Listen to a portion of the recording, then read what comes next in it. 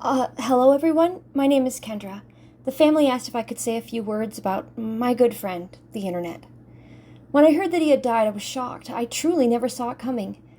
So, here are some of my memories of our good years together. There were 3 phases to our relationship. At the beginning, if I wanted to hang out with him, I had to go to the Military Family Resource Center, the Sackville Public Library, or eventually the community access site at the junior high school. Any of you who love to sing know the feeling of being at karaoke night and your mind just goes blank, and suddenly you can't think of a single song that you know. My first visits to the Military Family Resource Center felt like that. I knew the internet was vast, but I would stare at that flashing cursor line in the Alta Vista search bar and have no idea what to type in. Eventually, I took to noting down every website I saw advertised in the weeks between our visits to the MFRC. My breakfast cereal box announced that Kellogg's had a website, so I had to check that out. And that meant typing in each character, HTTP //www.kellogg's. I first fell in love with the internet when I discovered that the animation studio that made VeggieTales had a website where you could play games, pressing space for Larry the Cucumber to jump over obstacles. To 10-year-old me, the idea that a video game could live on the internet instead of a floppy disk was a revelation. The Sackville Public Library was where my brother first showed me a new website called Wikipedia. He said it could look up anything, just like our 30-volume Encyclopedia Americana at home.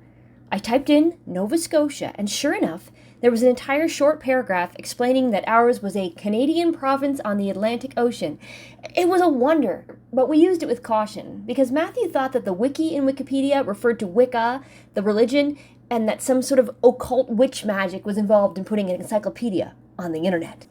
My first conclusive evidence of a dark side to the internet, though, came at the community access point of the junior high school, the first time I used the internet in my own neighborhood. Once again, I was drawing a blank about what to search, but I was a bit hungry, so I searched my favorite food, potatoes. The suggested website was Jim's Meat and Potatoes. It looked like most sites of that era, a title in Comic Sans font with a row of animated pictures of fire underneath it. But then, row of pixels by row of pixels, an image appeared of a scantily clad model. I was appalled that Jim had put smut on the internet. The second stage of my relationship with our dear departed friend came when he moved into our family home. I wasn't the first of my friends to have the internet. That was Hans. He had a computer of unparalleled power called a Pentium, and could download music off of the internet using some sort of lime wire. Give him a list of your favorite songs, and he could burn them onto a CD for just $20. We could hardly imagine that. It was like a mixtape, but on CD. When the internet came to my house, it was a relief.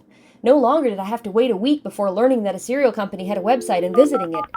As soon as I had a question, I just had to wait for the dial-up to dial up. This involved making a screeching sound like an alien murdering a printer.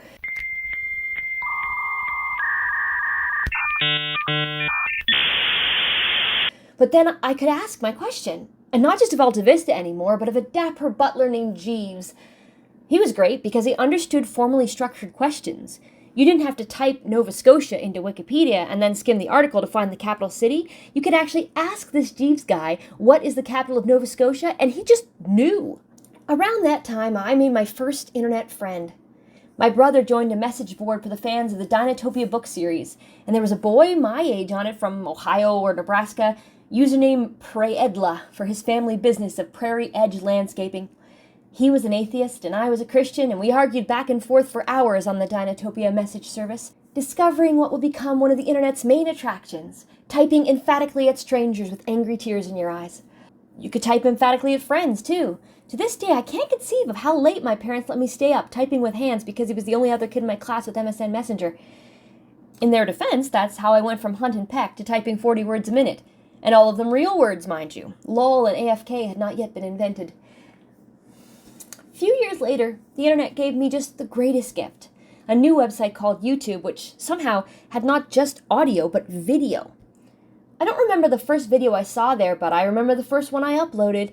I used Windows Media Maker to sync clips from Final Fantasy VIII with Avril Lavigne's Skater Boy. And we didn't have this word at the time, but it was fire. Putting stuff on the internet was more magical than reading what was already there. I started a blog, writing 100 words a day of deep thoughts. We were so young and hopeful then, the internet and I. Our dreams began to diverge the day my grandmother got Facebook. Years before, I'd heard a pastor tell a joke in a Sunday sermon about an old woman getting the internet. Her grandson says, "It can tell you anything, Granny, anything you want to know." And the Grammy says, "Ask it if Gladys is over her cold." At the time, that was funny because the internet couldn't do that, but Facebook changed everything. Facebook was for broadcasting the minutiae of daily life. Look at this amazing salad I just had, and I wanted no part of it. But then I was going overseas, and I got Facebook to stay in touch with Grandma, and it sucked me in like the Pacific garbage gyre. Soon I was the one who couldn't eat a salad or have an opinion on the news without telling everyone. Mostly I used Facebook to feel jealous whenever people I hadn't talked to since high school, even people I hadn't talked to in high school, had babies. And when I had my own baby, the cutest of all salads, I just really wished he would go to sleep so I could announce his birth on Facebook. The day I deleted Facebook, my life got much better. But the internet kept getting worse.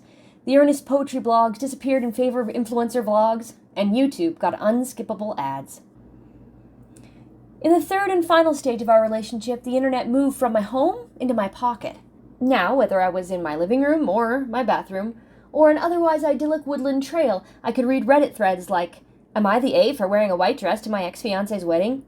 Never posted, just scrolling through the endless human drama, searching for a feeling of connection.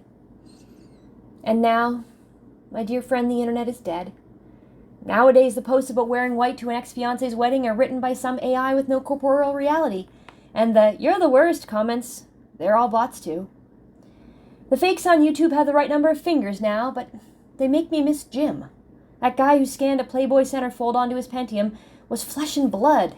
He was meat and potatoes. I hope you'll all join us downstairs for some finger sandwiches. We're going to process now to one of our dearly departed friends' favorite songs.